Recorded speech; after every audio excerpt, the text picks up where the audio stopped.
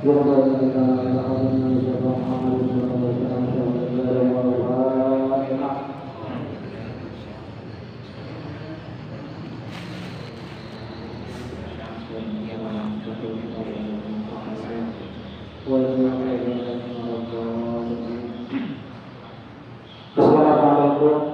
warahmatullahi wabarakatuh. Bismillahirrahmanirrahim. Innal hamdalillah nahmaduhu wa nasta'inuhu wa nastaghfiruh wa na'udzu billahi min shururi anfusina wa min sayyiati a'malina.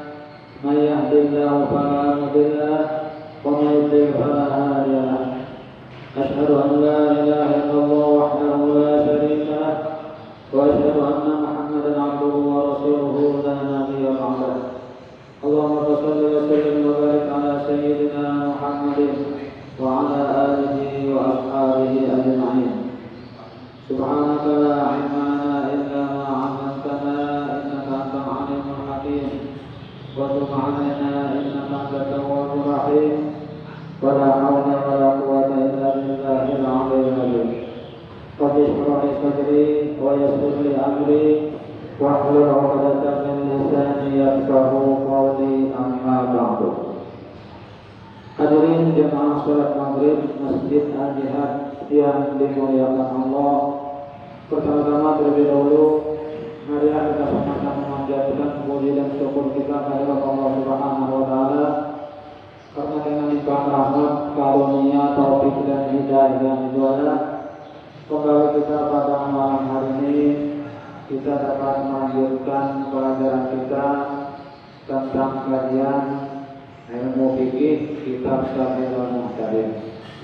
Kalau saudara-saudara semoga senantiasa tercurah kepada junjungan kita Nabi besar Muhammad sallallahu alaihi wasallam, pada keluarga beliau, sahabat beliau, dan orang-orang yang senantiasa mengikuti jejak langkah beliau hingga yaumil qiyamah.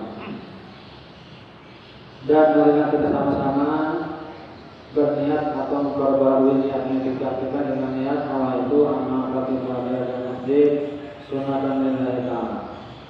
Sengaja saya beriktikaf di dalam masjid ini sunat atas karena Allah Ta'ala. Hadirin jemaah salat maghrib masih hadiah yang dimuliakan Allah. Baik, kita akan melanjutkan pelajaran kita tentang kemarin itu bab waktu sholat atau orang-orang yang wajib mendirikan sholat, orang yang wajib mendirikan atau mengerjakan sholat. Kalau Allah Ta'ala nafa'ana bihi wa bi'ummi fid-dharain amin. Dari pendapat para fuqaha di atas dapat dipahami bahwa pingsan mungkin diiringi lagi dengan pingsan yang baru, dan demikian juga berlaku dalam mabuk.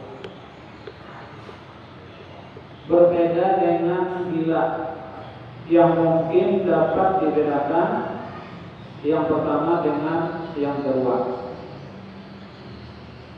karena pingsan merupakan penyakit dokter ahli mengetahui tentang perbedaan sebagainya dengan sebagian yang lain.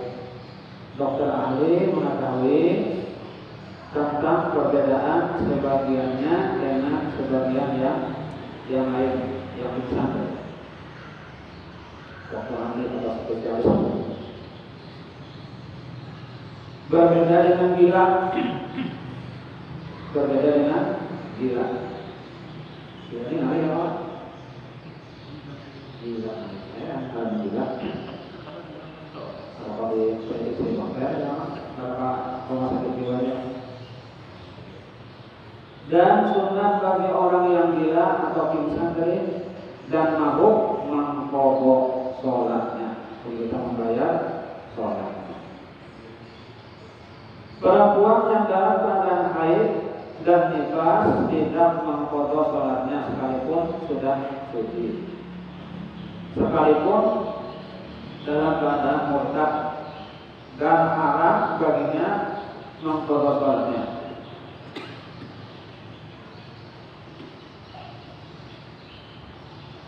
Inilah yang diterangkan dalam kitab Tuhfah. Namun di dalam kitab Majmu' hukumnya makruh mengqadha salatnya. Jadi sebagian ulama memang beda pendapat, ada yang mengatakan makruh, ya kan, mengqadha salat, salatnya ketinggalan atau dalam haid atau nifas. Dan sebagian lagi ada mengatakan hukumnya makruh mengqadha salatnya. Dari yang di atas dapat ditarik kesimpulan bahwa segala mani atau penghalang wajib sholat itu ada 7 perkara. Pertama, anak kecil yang belum mencapai usia balik, itu baru wajib sholat. Kedua, kafir asli, kafir tulen, wajib sholat. Ketiga, gila, ini kan wajib sholat. Keempat, pingsan, wajib sholat. Kelima, mabuk atau busau, wajib sholat. Keenam, haid atau menstruasi. Dan yang ketujuh, nifas. Nah, ini 7 orang inilah orang yang tidak wajib mengerjakan sholat. Dalam uraian yang terdahulu yang membicarakan waktu sholat, bahwa yang dimaksudkan dengan waktu darurat ialah waktu hilangnya penghalang, waktu hilangnya penghalang waktu darurat atau mandi yang mencegah wajibnya sholat. Dan inilah uraian yang menyatakan waktu darurat dan hukumnya. Kalau semua mani atau penghalang tadi yang disebutkan di atas hilang, telah hilang, umpamanya telah mencapai usia balik, anak-anak adalah anak-anak kecil. Kalau mencapai usia balik, nah berarti hilang penghalangnya, ya wajib sholatnya. Berislam, ya kafir, ya kafir asli boleh nggak boleh Islam, nah berarti penghalang tuh hilang, wajib sholat. Sembuh orang matilah, atau orang yang pingsan tadi, atau orang yang mabuk, sembuh, ya. Sembuh dari pingsannya, sembuh dari gilanya, sembuh dari mabuknya. Nah, maka wajiblah dia sholat. Atau suci perempuan yang haid dan nifas, itu berarti maninya tadi, penghalang tadi sudah hilang, maka wajiblah dia sholat. Sedang waktu sholat masih ada sekitar cukup untuk mengangkat takbir atau lebih dari itu, atau mani yang ada pada dirinya hilang sekedar cukup untuk bersujud dan untuk mengerjakan sholat. Maka wajiblah baginya mengqadha sholatnya karena ia sudah mendapat sebagian dari waktu sholat yang disamakan dengan orang yang musafir yang mengqadha sholatnya, wajib menyempurnakan sholatnya. Wajib menyempurnakan sholatnya karena mengikuti orang yang mengerjakan sholat sempurna pada sebagian sholatnya. Nah, jadi apabila yang menstruasi atau nifas terlihat sudah tiis, sudah kering, dan masa keringnya itu masih misalnya ada waktu untuk melakukan sholat dan berhenti, ya ada waktu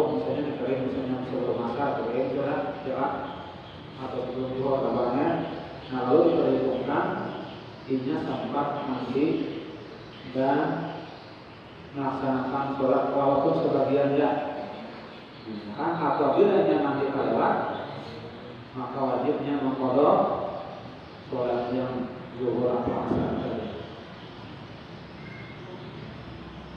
Nah, kalau misalnya kena dulu mandi ya kan, kena dulu ya.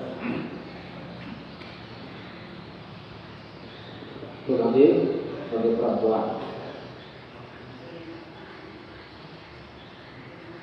Tetapi kalau tidak ada lagi tinggal waktu sholat, sekadar cukup untuk mengangkatkan takbir atau penghalang pada dirinya belum hilang pada waktu yang disebutkan di atas, tidaklah wajib mengqadha sholatnya. Misalnya keringnya itu pada waktu yang waktu habis, waktu misalnya sholat atau sholat zuhur misalnya,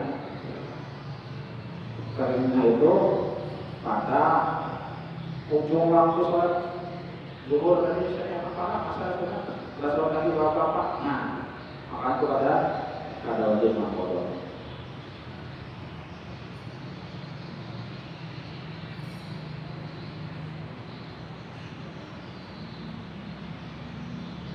Namun wajib baginya mengqadha sholat yang terdahulu jika sholat itu dapat dijamakkan dengan sholat tadi. Ini bagi orang yang menjamak sholatnya hanya wajib mengerjakan sholat yang terdahulu. Kalau dijamak, misalnya orang yang menjamak sholat ya, zuhur dan asar, maghrib dan isya, kan bisa dijamakkan. Kalau misalnya ini dalam perjalanan kan, jalan yang kiraan kawama menjamak sholat, gabung dua sholat, itu dikerjakan dua yang terdahulu karena sholat jamak.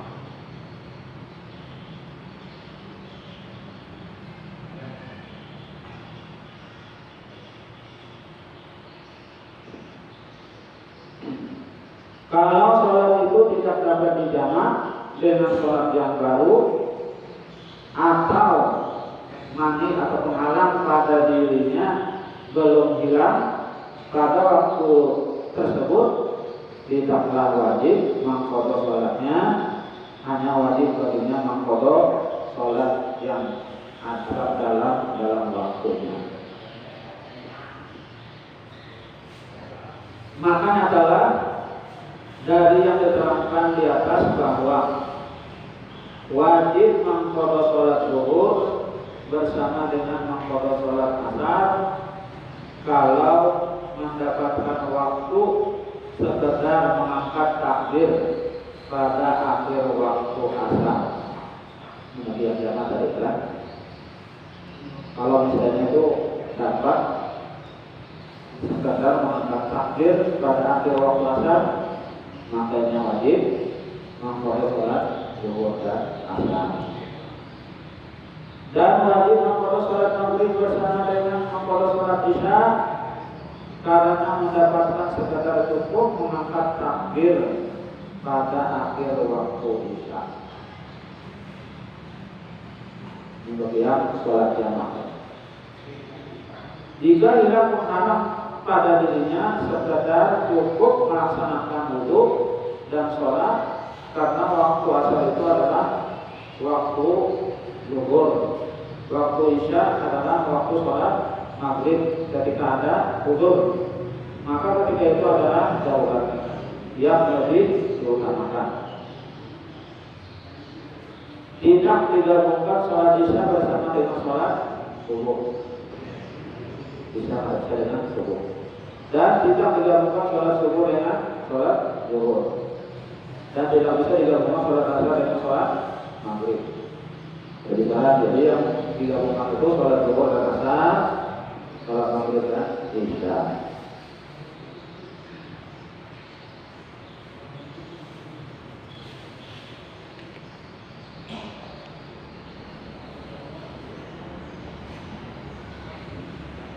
Karena setiap sholat yang disebutkan di atas seperti sholat isya tidak dapat dijamakan dengan sholat subuh, tidak dapat dijamakan dengan sholat asar.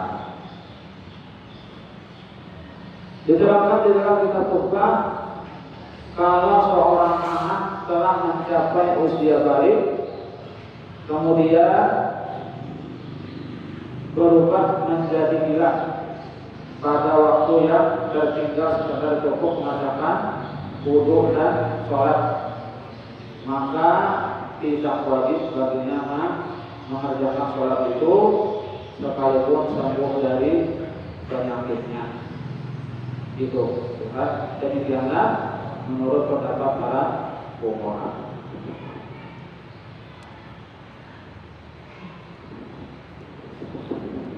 Misalnya anak-anak, seorang anak kalau mencapai usia balik, ya, tetapi setelah balik itu berubah menjadi gila. Itu gilanya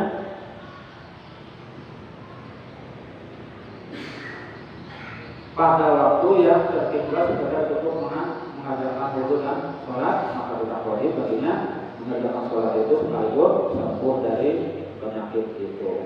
Itu dapat lakukan. Tetapi kalau mani yang ada, hanya pemalam yang ada pada dirinya hilang pada akhir waktu asar, sekedar saat, kemudian datang lagi penghalang air sesudah sampai waktu maghrib, sekedar cukup mengerjakan sholat maghrib, maka wajib baginya mengerjakan sholat maghrib saja. Karena sholat yang mesti dikerjakan pada waktu itu didahulukan dari sholat yang bukan pada waktunya. Sedang waktu untuk melaksanakan sholat yang kedua ini tidak cukup waktunya. Sholat maghrib, sholat maghrib itu tidak cukup waktunya. Karena itu tidak wajib dikerjakan pada waktu yang cukup. Yang seperti ini berlaku kalau belum dilaksanakan sholat asar sebelum tenggelam matahari. Yang seperti ini berlaku kalau belum dilaksanakan sholat asar sebelum tenggelam matahari. Jika dikerjakan sholat asar sebelum tenggelam matahari atau sebelum tenggelam matahari, maka waktu itu tertentu hanya untuk mengerjakan sholat asar. Sedang sholat maghrib tidak dapat dilaksanakan karena belum sampai waktunya. Dan jika hilang penghalang dan didapat sisa waktu asar sekadar melaksanakan 2 rakaat dan yang 2 rakaatnya masuk ke dalam waktu maghrib, wajib hanya mengerjakan sholat asar saja. Kalau didapat waktu asar sekadar melaksanakan 2 rakaat dan dalam waktu maghrib umpamanya sempat mengerjakan 4 rakaat bagi yang mungkin atau 2 rakaat bagi yang musafir, maka hanya wajib mengerjakan sholat asar saja. Karena asar dalam hal ini sholat asar sebagai sholat yang diikuti dan dari zuhur sebagai sholat yang mengikuti, dan zuhur sebagai sholat yang mengikuti. Dan kalau hilang penghalang dan didapatnya akhir waktu sekedar cukup mengerjakan takbir, kemudian sesudah hilang penghalang didapat waktu dapat melaksanakan sholat 9 rakaat bagi yang mungkin atau 7 rakaat bagi yang musafir, wajib atasnya mengerjakan 3 sholat, yaitu subuh, isya, dan maghrib. Atau hilang penghalang sekedar dapat melaksanakan 7 rakaat atau 6 rakaat, wajib atas yang mungkin mengerjakan sholat subuh, dan isya. Atau masa yang penghalang sekedar dapat melaksanakan 5 rakaat atau cukup kurang, tidaklah wajib atasnya melainkan sholat subuh saja. Karena bahwa masa yang lebih dari waktu mengerjakan sholat subuh sekalipun masih ada, namun dipergunakan untuk mengerjakan sholat maghrib yang diikuti oleh sholat isya, tidaklah wajib sholat yang mengikutinya tanpa adanya sholat yang diikutinya. Dan jika hilang penghalang dan didapatnya akhir waktu isya sekadar cukup mengerjakan 3 rakaat, kemudian datang lagi penghalang, tidaklah wajib mengerjakan sholat isya karena tidak diperoleh waktu yang cukup melaksanakannya. Dan tidak wajib pada mengerjakan sholat maghrib sekalipun diperolehnya waktu sekedar cukup melaksanakannya. Karena yang mengikuti sholat isya tidak wajib dikerjakan, maka tidak wajib pula sholat maghrib karena tidak dapat mewajibkan yang mengikuti tanpa mewajibkan yang diikuti. Kalau seorang anak mencapai usia balik sedang dia dalam keadaan sholat, mencapai usia balik lalu dalam keadaan sholat, sholatnya hendaknya diselesaikan dan sholat itu memadai baginya karena semenjak dia mencapai usia balik tadi dia diperintahkan mengerjakan sholat, dan kalau dia meninggalkannya dipukul.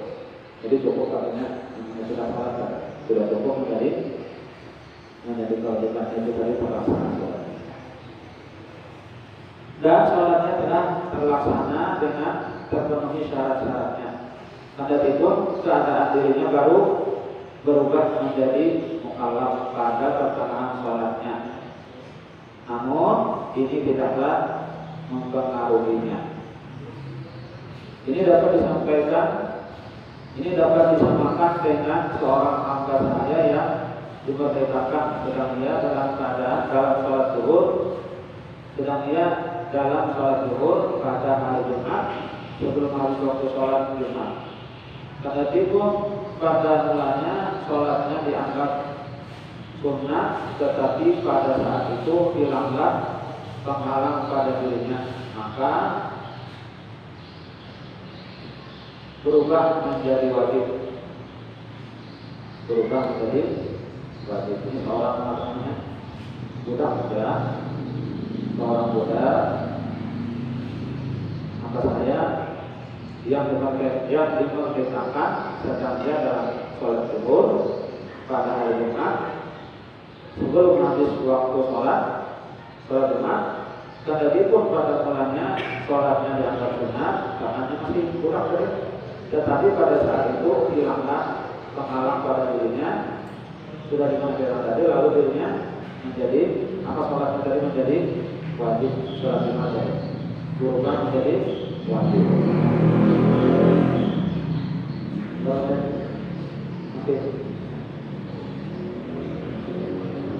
Ini juga dapat disamakan dengan haji sunat dan puasa sunat yang dinazarkan pada pertengahan haji atau puasanya. Namun sunat baginya mengulang kembali sholatnya, sebagaimana yang dibicarakan pada bagian yang akan datang agar keluar dari perselisihan pendapat dalam kalangan para ulama. Kalau usia balik diperhitungkan dengan tahun atau dengan cara lain sesudah ia mengerjakan sholat, maka tidak wajib mengulangi sholatnya sekalipun sholat Jumat, karena ia telah melaksanakan kewajibannya pada waktunya sebagaimana yang diperintahkan. karena ia tidak lagi berkewajiban mengulanginya. Ini dapat disamakan dengan sholat sahaya perempuan dengan kepalanya terbuka atau dimerdekakan sesuai sudah selesai sholat.